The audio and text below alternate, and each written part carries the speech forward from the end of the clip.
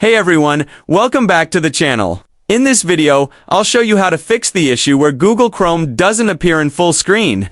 If you're hitting F11 or trying to maximize Chrome and it still leaves weird borders or doesn't, cover the entire screen.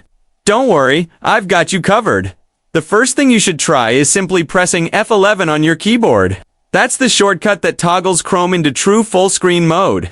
If it's already in full screen and still not looking right, press F11 again to exit, and then press it one more time to re-enter. This quick refresh often fixes the problem. If that doesn't help, try manually resizing the window.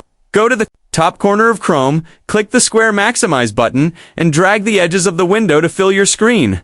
Sometimes Chrome just needs a little nudge to snap properly into place. Another fix is to reset Chrome's display settings.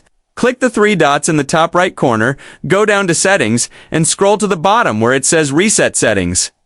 Choose Restore Settings to their original defaults. This won't delete your bookmarks or saved passwords, but it will clear out any layout or extension issues that might be interfering with full screen. Speaking of extensions, some add-ons can actually mess with Chrome's display. Try disabling your extensions one by going to Chrome, Extensions in the address bar. Turn them off and test full screen again. Chrome suddenly works normally, you've found the culprit. And finally, make sure your display settings on your computer are correct. Right-click your desktop, choose Display Settings, and double-check your resolution and scaling. If your screen resolution doesn't match your monitor's native resolution, Chrome won't look right in full screen. So, to recap, try F11 first, then maximize manually. Reset Chrome settings, disable extensions, and check your display resolution. One of these fixes almost always solves the issue.